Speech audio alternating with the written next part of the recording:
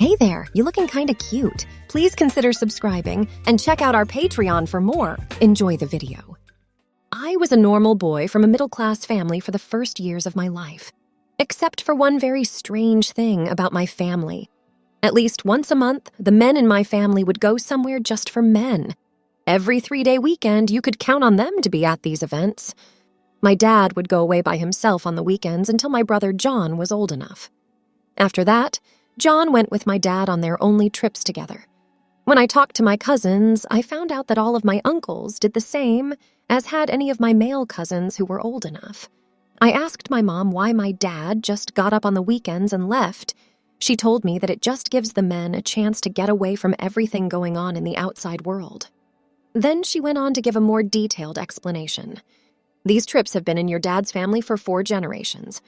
I heard all about them before I married your dad. I also noticed something very important. In this family, there had not been a divorce in 400 years. As far as I'm concerned, these men-only weekends keep our family together, and that's all I care about. Do you know what these trips are about? I asked. My mom said, not really. I only care that your dad is happy when he gets home. Then I asked a question I didn't want to ask. Don't you worry that your dad might cheat on you during these trips since he might be with other women? Not at all.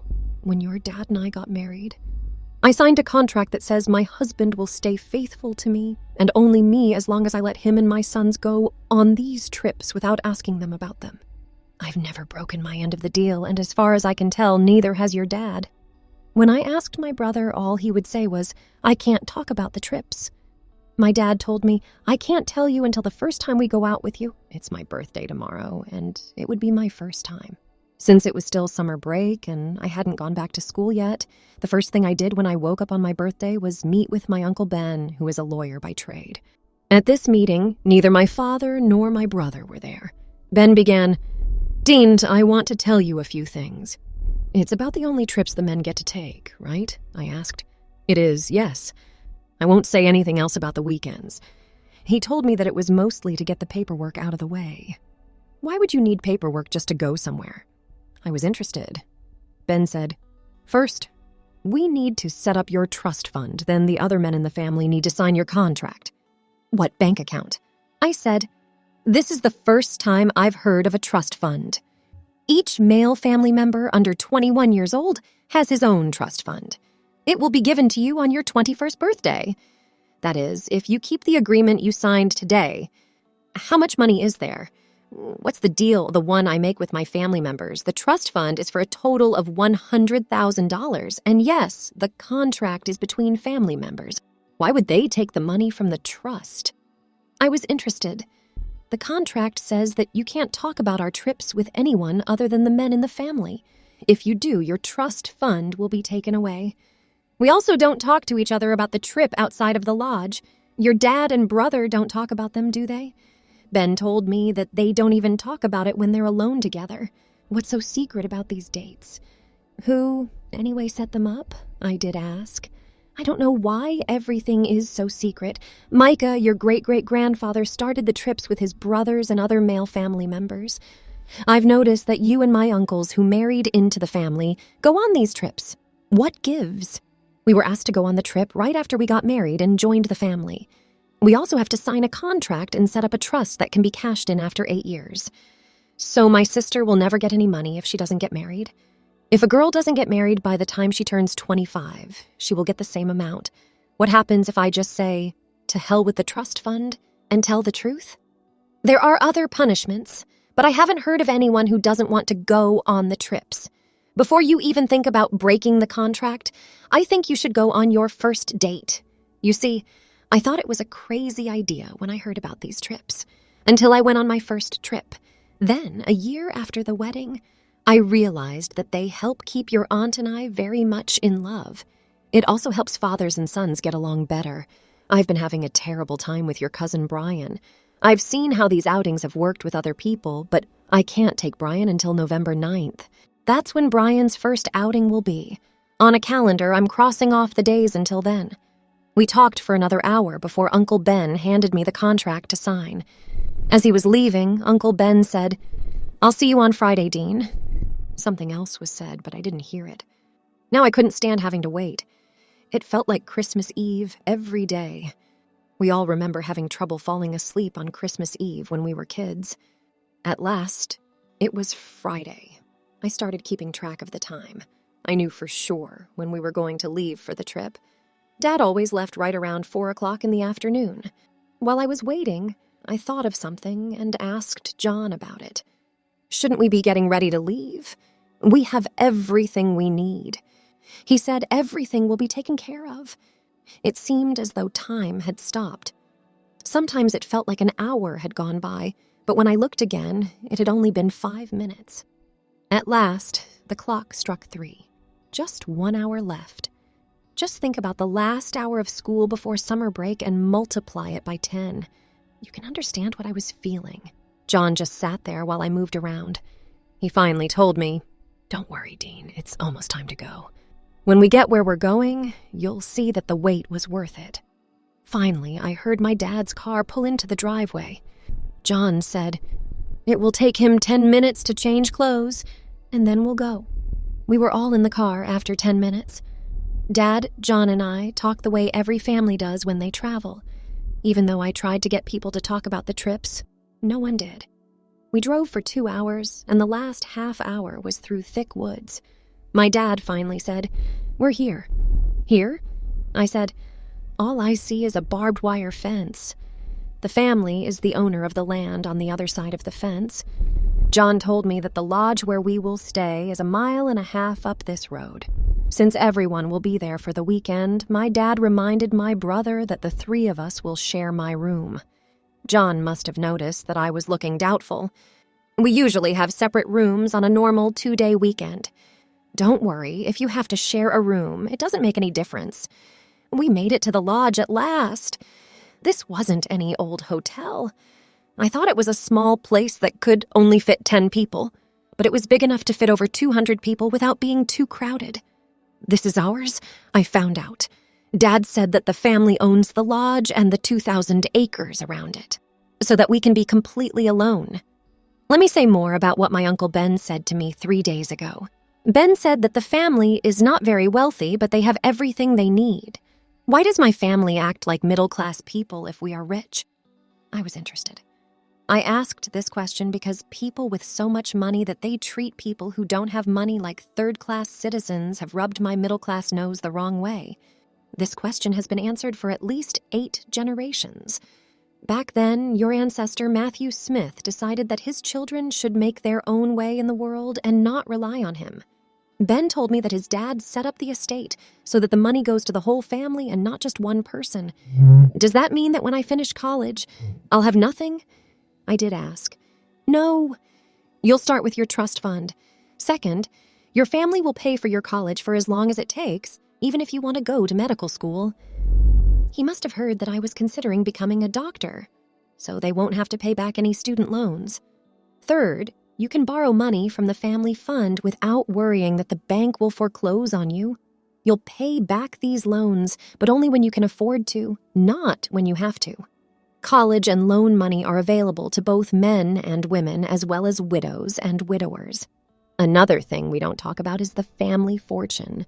When we got there, there was only 1 car in the parking lot. I said, "At least we're not the first ones here. The rest of them won't come until 7. Everyone usually gets here as quickly as they can. My dad said that everyone will only show up at the same time if we bring in a new person." "Whose is that car?" I did ask. "Our great-uncle Walter owned it." John replied, "He takes care of the lodge." I'd met my great-uncle Walter once. It was 8 years ago at the funeral of his wife. He went straight to our room. My dad opened the double doors that the room we are in this weekend is only used when a new family member joins the trip. When I walked in, I was shocked by what I saw. It was a huge room. It would have plenty of room for at least 4 of my bedrooms. The size surprised me a little, but the decor surprised me the most. I thought that most of the decor would be like what you'd find in a hunting lodge. This looked more like my sister Janet's room. There were 3 canopy beds with lace bed covers and 3 vanity tables with 3-sided mirrors that looked like they had makeup on them.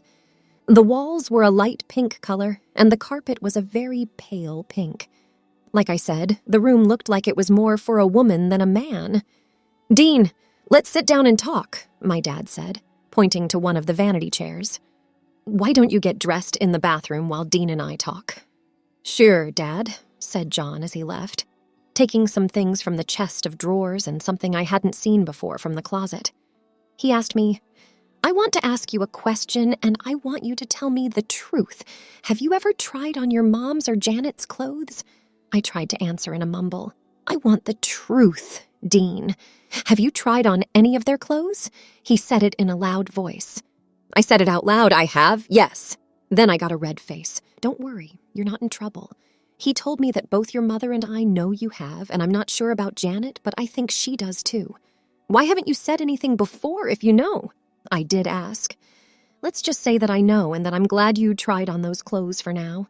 Then he asked, "How did you like wearing them?" "In a strange way, they felt very nice and comfortable," I said. Then I asked why you asked me if I liked them. "I was just wondering if you wanted to wear them now." "Are you crazy?" he asked, "with all of our family close by. How could I possibly say that I'm wearing pants?" "I just don't want you to feel out of place," Dad told me. He stood up and tore off his clothes without saying a word. I just watched with my mouth wide open. I didn't say anything for an entire minute.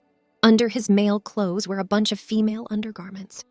My dad told me, "You won't fit in if you don't wear pants and other things that women wear. From the look on your face, you still don't believe me. Let me explain." Then he went to the bathroom and asked, "Joannie, are you ready?" He did so. "Yes, Jenny," my brother answered. I did notice that they used names of women. My brother who came out of the bathroom was not the same one who went in 15 minutes earlier. A pretty girl came out of the bathroom. "What do you think, Dean?" she asked. It was John's voice. "John, oh my God," I screamed. "My name is Joannie. The big secret about the trips is this. When our family comes to visit, the men get to dress up and act like women." "Why? How? Who?" I spoke too fast. My mind was still in shock from what had happened. Why? Most men like how women's clothes feel, but they are too shy to say or do anything about it.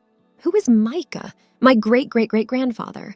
My dad told me that he set up these trips when he found out that he and his two brothers all like to dress like women. Mom and Janet, do they know? It was an important question for me to ask. Your mom knows this because I told her after 3 months of being married. The husbands are the ones who have to tell their wives. Janet didn't know, but she might have guessed. Her husband might tell her, but he will have to decide for himself.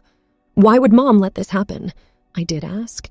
Since I've been going on these trips since I was young, she didn't have much to say. As long as I don't break the 3 rules she gave me, she doesn't really care. 1. I only dress up when I go out. 2. I don't have any other relationships with women. That's a simple one. I love your mom so much that I could never look at another woman the same way. 3. Our sons will be able to choose whether or not to go on the trips. Please explain #3. I had to find out more. Once, I can bring you and John with me on the trip. Dad said, after that, it's up to you if you want to keep coming or not. John said, before I went on my first date, I'd never even thought about trying on a pair of pants. Then, my dad brought me here and told me to just try it once. If I don't go on the trip, the money from my trust fund, college, and loans will just disappear, right? They won't, though. Those who want to can go on the trips. Nobody is made to. At the time listed, the money will be available. If you tell anyone about the secret outings, you will lose their trust and their friendship. That includes your sister or the girl you want to marry until after the ceremony. So the question is, are you going to get dressed, or are you just going to wear the same clothes all weekend? What exactly do you mean? What happened to my things? This chest is where you keep your bras, underwear, and other clothes. There are enough clothes in the closet for all 3 of us. Will everything fit? Dad, don't forget that Mom sent you a package. Then my dad went into the walk-in closet and came out with something on a hanger that was wrapped in plastic. Your mom thought this might be something you'd like to wear tonight. I tried to look at what was under the plastic. Dad said, wait until you can put it on. Deanna, at least you've tried on some before. Why did you call me Deanna? I did ask. I noticed that Dad used to call me Joannie, but now you call him Jenny. Dad told me that it was the name he would have given me if I had been born a girl. The tradition is that when we go on outings, we use the girly name we just got. I went back to my dresser after that. I started looking for something I've always wanted to try on but was afraid to. "Deanna, what are you looking for?" I said. "My nylons!" "Stop looking, because there are none. You can't wear nylons yet. No heels either. Until then, you'll have to wear knee socks and Mary Janes. Why do I have to follow so many rules?" I said. "I really want to know." "This is because you are the cutest little thing on the trip. Until the next person comes along. In November, that will be Cousin Brian." I was a little sad because I asked a question I really needed to know, since most girls' dresses and knee socks match. "How do I know what color socks to wear with my dress?" "Deanna, I know what you are up to. You want to take another look at that dress." Joannie said, "You can pick your socks out after you put on the dress." I saw that Dad had left the room for the first time. He told her that he was in the bathroom getting dressed. I tried a different approach by saying, "I'm ready to put on the dress." "Makeup?" "I'm allowed to put on makeup?" My brother, or should I say sister, said a little blush, lip gloss, and eyeshadow, but nothing fancy. At that moment, a woman who looked just like my mom came out of the bathroom. "How are you?" "My dad did it. Don't tell your mother, Deanna, that I try to look like her." Then they both taught me how to put on my makeup. "This weekend, we'll show you how to put on your makeup. But the next time, Deanna, you'll be on your own." Joannie reminded Jenny to show Deanna the letter from Mom while she and I put on makeup. I just about forgot. Jenny gave me a letter as she turned to face me. "This is what your mom wrote to you, Deanna. Dear Deanna, I'm writing you this letter because I love you. Before Joannie was born, I knew what was going on at these trips, and I totally agree with their purpose. I've found that your dad understands the point of view of a woman better than any other man I know. This has helped keep our marriage strong, so I hope they help you and your dad work through the problems you are having. I sent you a dress, and I hope you like it. I remember you liked it when Janet wore it. Yes, Janet used to wear that same dress. With all my love, Mom." I took the plastic off the dress before Jenny and Joannie could stop me. It was the dress I had always wanted. When Janet wore it, I couldn't keep track of how many times I drooled over it. When Janet asked Mom what to wear to one of my birthday parties, I told her to wear it. It was light yellow. A loose-fitting skirt hung from the band. Depending on how the light hit it, you could see a shadow of the person wearing it. Jenny and Joannie both turned around to see me put on my dress. I didn't know what my face looked like, but if it matched how I felt, it must have been one of pure happiness, since I can't even begin to explain how excited I was. "Now for the main event," Jenny said as she opened a box of wigs. She then took out a light brown, almost blonde wig with so many curls that I couldn't even begin to count them. As the wig was being put on my head, a bell rang out loud enough for everyone in the lodge to hear. "What happened?" I did ask. "The others have already arrived and had time to get ready." Joannie said that the bell is used to call us all to the dining hall. We should be going, right? I didn't have any trouble meeting all of my male relatives while dressed as a girl, because they were also dressed as women. "In 10 minutes, there will be a second bell," Jenny said. "That gives everyone a chance to get together in the dining hall so we can introduce you to the others in a proper way." "How many people will be here?" I did ask. "For a 3-day weekend and a new member, about 90% of your male relatives will be there." Yes, everyone was dressed like us. I had been thinking about a question for a while, so I finally asked, "Do any of them cross-dress at home, and do any of them dress all the time?" About 5 or 6 of them do dress up sometimes. Most of the time, they only do it when their wives are there.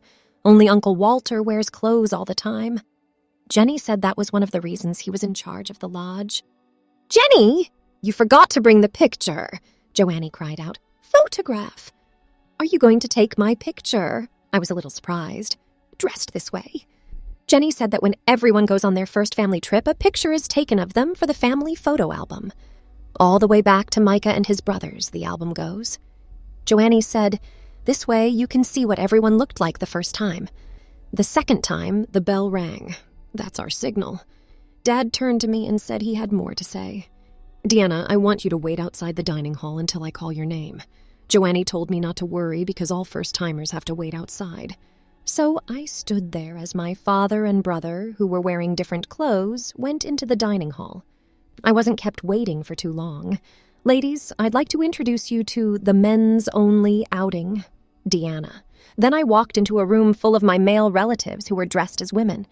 As I walked through the door, a bright light shone on me.